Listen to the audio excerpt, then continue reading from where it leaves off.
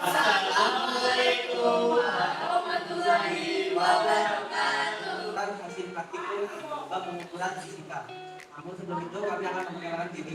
Dimulai dari saya. Perkenalkan, nama saya Diputu dari Desa Kerja, Sementara Lubis. Perkenalkan, nama saya Adia Masya Sandi dari Aksen 3. Perkenalkan, nama saya Syucia dari Balai Aksen 2. Perkenalkan, nama saya Nadia.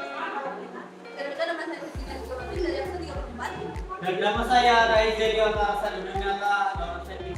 Bab 1. Pendahuluan. Latar belakang. Fisika merupakan bidang ilmu sains yang mampu menjawab perubahan yang terjadi di era modern. Nah, pengukuran sendiri merupakan suatu kegiatan membandingkan besaran yang belum diketahui besaran nilainya dengan nilai standar dari satuan ukuran tertentu. Nah, beberapa objek yang dapat diukur adalah balok kayu, pipa berongga, kelereng, dan logam berjelas. Untuk mengukur balok kayu, kita dapat menggunakan alat ukur besar dan jangka sorong. Selain balok kayu, jangka sorong juga dapat digunakan untuk mengukur diameter dan kedalaman dari pipa berongga. Selanjutnya, untuk mengukur diameter kelereng menggunakan alat ukur mikrometer skrup. Alat ukur yang dapat digunakan untuk mengukur massa dari logam bercelah adalah neraca Ohaus 3 lengan dan neraca Ohaus 1 juta. Dengan demikian, kegiatan praktikum mengenai penggunaan alat ukur bukan hanya bertujuan untuk memahami teori pengukuran, tetapi juga untuk membentuk sikap ilmiah dan keterampilan dasar yang berguna dalam kehidupan sehari-hari maupun dalam pengembangan ilmu.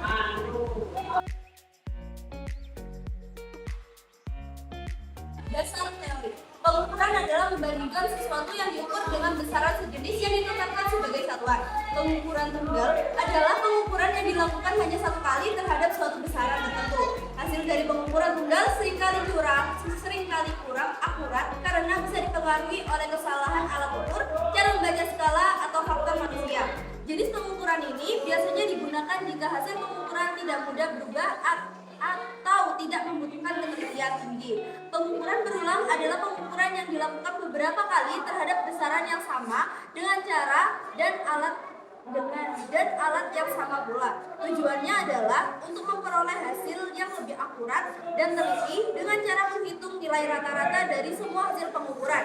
Dengan pengukuran berulang, kesalahan pengukuran dapat diminimalkan karena nilai rata-rata mendekati hasil sebelumnya. Setiap pengukuran pasti dianggap ketidakpastian. Saya akan membacakan bab 3, yaitu metode penelitian. Alat dan bahan yang digunakan itu adalah ada mistar, ada jangka sorong, mikrometer skrup, neraca Ohaus 3 lengan, neraca digital, pipa berongga, kelereng, dan beban bercelah 50 gram. Langkah-langkah yang pertama itu mengukur menggunakan mistar. Yang pertama, siapkan mistar, pastikan tidak bengkok. Kedua, letakkan benda yang akan diukur di tempat yang datar. Ketiga, letakkan ujung benda tepat di angka 0. Keempat, ukur panjang, lebar, dan tinggi blok. Kelima, baca dan catat hasilnya. Yang kedua, ada mengukur menggunakan jangka sorong, yaitu mengukur panjang, lebar, dan tinggi balok. Pertama, letakkan balok di antara rahang pengukur diameter luar. Kedua, ukur panjang, lebar, dan tinggi balok. Ketiga, catat hasil pengukuran di tabel hasil pengamatan. Kedua, mengukur diameter luar pipa. Yang pertama, letakkan pipa di bagian dalam rahang pengukur diameter luar. Kedua, geser rahang sehingga berhimpit dengan pipa. Ketiga, baca skalanya. Dan keempat, ulangi percobaan sebanyak 3 kali. Dan kelima, catat hasil pengukuran di tabel hasil pengamatan. Dan ketiga, mengukur diameter dalam pipa. Yang pertama, masukkan rahang ukur diameter ke dalam bagian dalam pipa. Kedua, geser rahang sehingga berhimpit dengan pipa. Ketiga, baca skalanya. Keempat, catat hasil pengukuran di tabel hasil pengamatan. Keempat, mengukur kedalaman benda. Yang pertama, masukkan tangkai pengukur ke dalam bagian dalam benda. Kedua, pastikan ketinggian ujung benda berhimpit dengan badan skala utama. Ketiga, baca skalanya. Dan keempat, catat hasil pengukuran di tabel hasil pengamatan. Yang ketiga, mengukur menggunakan mikrometer skrup. Pertama, letakkan kelereng di dalam rahang. Kedua, putar skrup hingga rahang melipit dengan bola besi. Ketiga, baca skalanya. Dan empat, ulangi percobaan sebanyak 3 kali. Yang kelima, catat hasil pengukuran di tabel hasil pengamatan. Yang kelima, mengukur menggunakan neraka Ohaus 3 lengan. Pertama, atur posisi anting logam sehingga jarum penunjuk berada pada posisi 0. Kedua, letakkan benda di piring neraka. Tiga, atur posisi anting logam posisi seimbang. Keempat, baca skala. Kelima, ulangi percobaan sebanyak 3 kali. Keenam, catat hasil pengukuran tabel hasil pengamatan. Keenam, mengukur menggunakan neraka Ohaus digital. Pertama, tekan tombol on untuk menyalakan neraka digital. Kedua, tunggu beberapa detik hingga layar menampilkan angka 0,00 gram. Tiga, jika belum 0, maka tekan tombol tab atau 0 untuk mengatur posisi 0. Keempat, letakkan benda yang ingin ditimbang di atas piringan neraka dengan hati-hati. Kelima, tunggu beberapa saat sampai angka pada layar stabil. 6, baca skala. 7, ulangi percobaan sebanyak 3 kali. Ke-8, catat hasil pengukuran di tabel hasil pengamatan. Dan saya akan membacakan bab 4 awal, yaitu hasil dan pembahasan. Yang pertama, menentukan nilai skala terkecil NST dan kesalahan T0. Yang pertama, alat ukur itu mistar dengan NST 0,1 cm atau 1 mm dengan keterangan terkalibrasi dengan baik. Kedua, jangka sorong dengan NST 0,05 mm dengan keterangan terkalibrasi dengan baik. Yang ketiga, mikrometer skrup dengan NST 0,01 mm dengan keterangan terkalibrasi dengan baik. Keempat, neraca Ohaus 3 lengan dengan NST 0,1 gram dengan keterangan 0,9 gram. Yang kelima, neraca Ohaus digital dengan NST 0,01 gram dengan keterangan terkalibrasi dengan baik. Yang kedua, pengukuran menggunakan NST. Yang pertama, mengukur menggunakan mistar dengan objek balok kayu. Pengukuran pertama, panjang yang didapat adalah 7,7 cm dengan lebar 2,5 cm dan tinggi 3,5 cm. Yang kedua, jangka sorong dengan objek yang sama yaitu balok kayu. Didapatkan panjang sepanjang 7,4 cm, lebar 2,23 cm dengan tinggi 3,10 cm. Yang ketiga, jangka sorong dengan objek ukur pipa berongga. Diameter luar yang didapat ialah 2 cm dan diameter dalam dengan 1,5 cm dengan kedalaman 9,78 cm. Yang keempat, mikrometer skrup dengan objek yang diukur adalah kelereng hasil yang didapatkan diameternya adalah 15,8 mm. Yang kelima, ada neraca Ohaus digital dengan objek ukur yaitu logam bercelah dan hasil yang didapat adalah 51,1 gram dikurangi 0,9 gram dengan hasil 50,2 gram. Yang keenam adalah neraca Ohaus digital dengan objek yang sama yaitu logam bercelah dan hasil yang didapatkan adalah 51,58 gram. Yang ketiga, pengukuran dengan menggunakan standar deviasi. Yang pertama, jangka sorong dengan objek pipa berongga. Diameter luar diukur sebanyak 3 kali. Pengukuran pertama yaitu 2 cm. Pengukuran kedua 2,01 cm. Pengukuran yang ketiga 2,01 cm. Alat ukur kedua yaitu micrometer scope dengan objek lereng. Hasil pengukuran pertama yaitu 15,8 mm. Hasil kedua 15,75 mm dan hasil ketiga juga sama yaitu 15,3 mm. Alat ukur ketiga yaitu neraca Ohaus 3 lengan dengan objek logam bercelah. Mengukur sebanyak 4 kali. Hasil pertama yaitu 50,2 gram. Hasil kedua 50,7 gram. Hasil ketiga dan keempat itu sama yaitu 50,4 gram. Yang keempat dengan alat neraca Ohaus digital dengan objek yang sama yaitu logam bercelah. Hasil pengukurannya ada 3. Hasil pertama adalah 51,58 gram.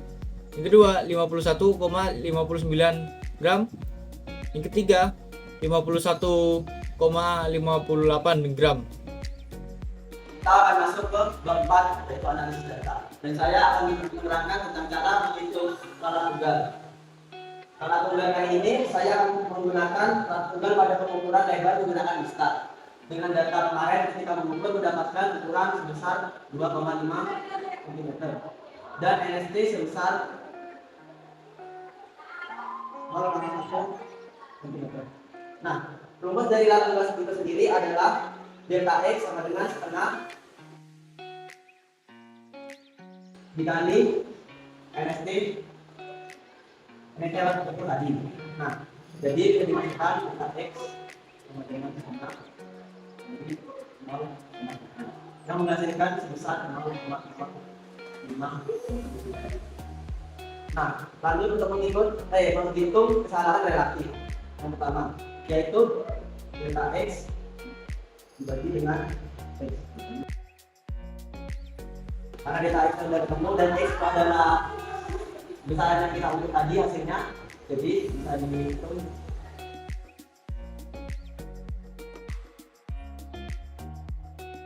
Dari rumus ini didapatkan 0,02%. Kita lanjut menghitung kesesamaan. Yaitu kesesamaan itu 100% dikurangi 0,2.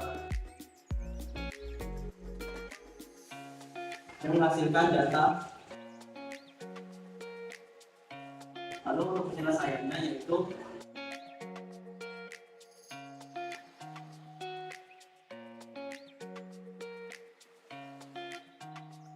ini adalah hasilnya dengan penyelesaian dan nomor ini.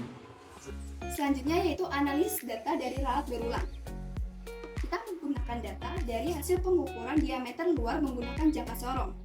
Data yang pertama ditemukan 2 cm, lalu data yang kedua ditemukan 2,01 cm dan yang terakhir juga 2,01 cm.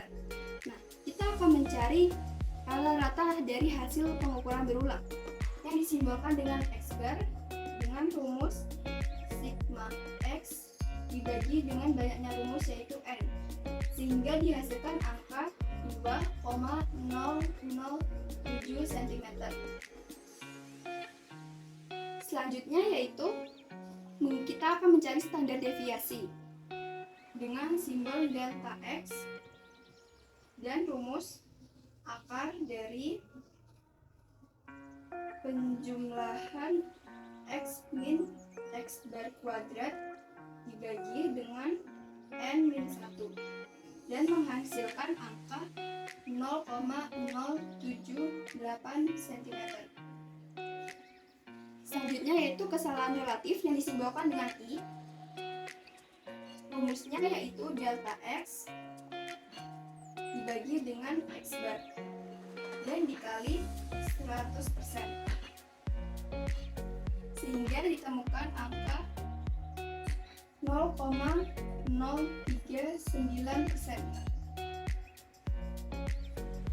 Selanjutnya yaitu kita akan mencari kesesamaan yang disimbolkan dengan A. Rumusnya yaitu 100% dibagi dengan I yang sudah kita temukan tadi,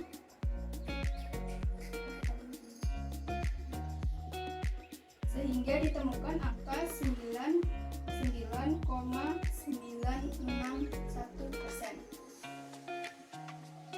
Selanjutnya yaitu himpunan penyelesaian. Himpunan penyelesaian di sini rumusnya yaitu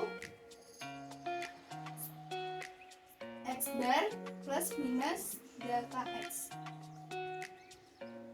Jadi himpunan penyelesaiannya 2,007 plus minus 0,078 cm.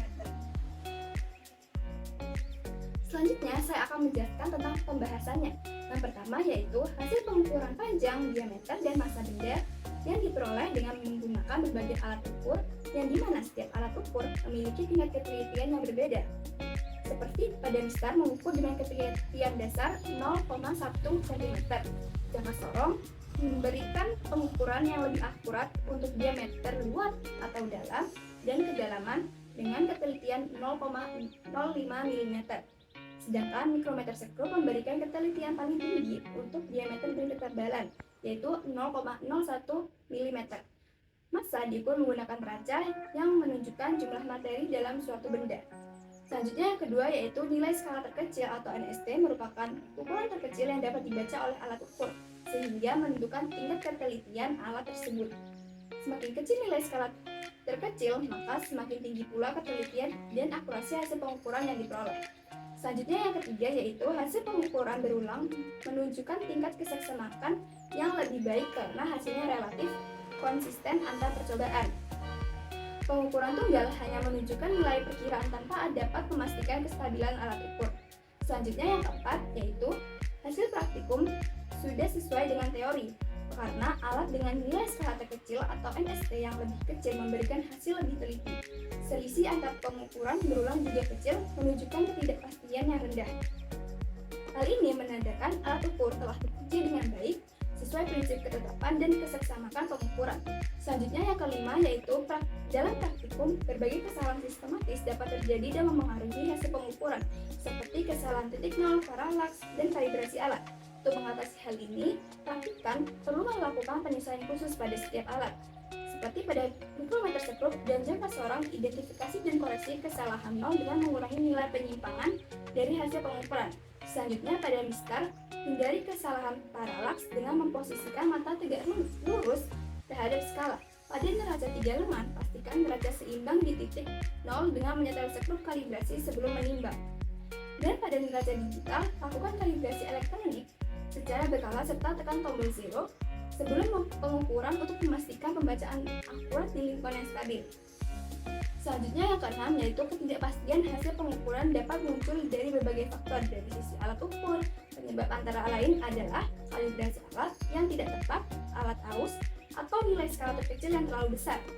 Dari sisi manusia, kesalahan dapat terjadi karena kurang teliti saat membaca skala, posisi mata tidak tegak lurus terhadap alat. Selanjutnya, dari sisi lingkungan, faktor seperti suhu, kelembaban, dan getaran meja praktikum yang juga dapat mempengaruhi hasil pengukuran. Semua faktor ini menyebabkan adanya perbedaan antara hasil pengukuran dengan nilai sebenarnya, yang disebut ketidakpastian pengukuran. Selanjutnya yang ketujuh yaitu untuk meminimalkan kesalahan pengukuran, perlu digunakan alat ukur yang memiliki skala terkecil dan sudah terkalibrasi dengan baik. Selain itu, pengamat harus melakukan pembacaan skala dengan pandangan tegak lurus, melakukan pengukuran secara berulang, serta menjaga kondisi lingkungan agar tetap stabil. Penelitian dan pengulangan sangat penting dalam eksperimen fisika karena keduanya berperan dalam meningkatkan keandalan dan keakuratan data. Selanjutnya, saya akan menjelaskan bab 5 penutup, yaitu kesimpulan dan saran. Kesimpulannya yang pertama, pengukuran tunggal dilakukan 1 kali, sedangkan pengukuran berulang dilakukan berulang kali agar mendapatkan hasil yang lebih akurat dan mengurangi kesalahan. Yang kedua, bisa dilakukan dengan cara meletakkan benda sejajar dengan skala, lalu membaca posisi ujung benda tepat pada garis skala tanpa melihat dari sudut miring, agar hasilnya tepat. Lalu, penggunaan jangka sorong dilakukan dengan membuka rahang sesuai ukuran benda, lalu membaca skala utama dan skala radius, lalu menjumlahkan keduanya untuk mendapat hasil pengukuran. Yang keempat, ada mikrometer sekrup, digunakan dengan menempatkan benda di antara poros tetap dan poros tegak.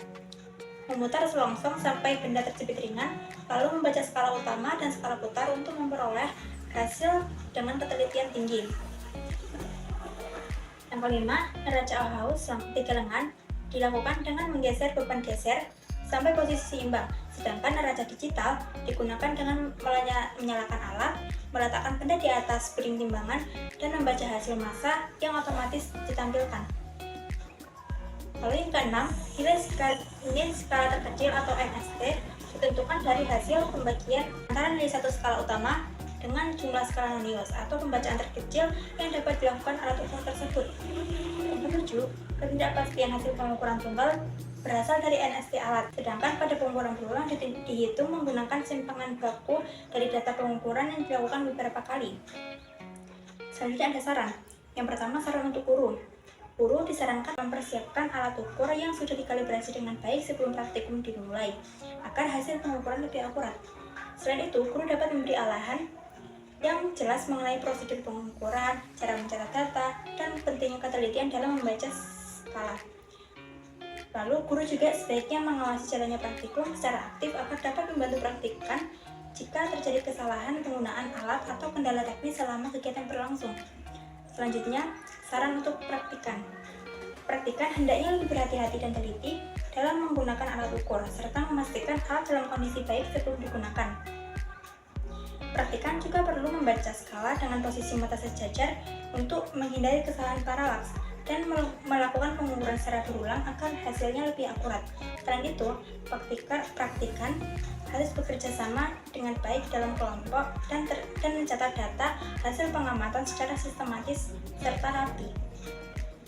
Kemudian saran untuk laboratorium fisika.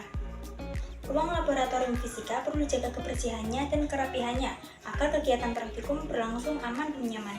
Alat-alat ukur sebaiknya disimpan di tempat yang sesuai dan terlindung dari debu maupun suhu ekstrim.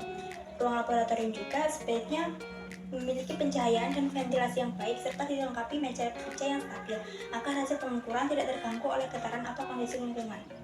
Sekian presentasi dari saya.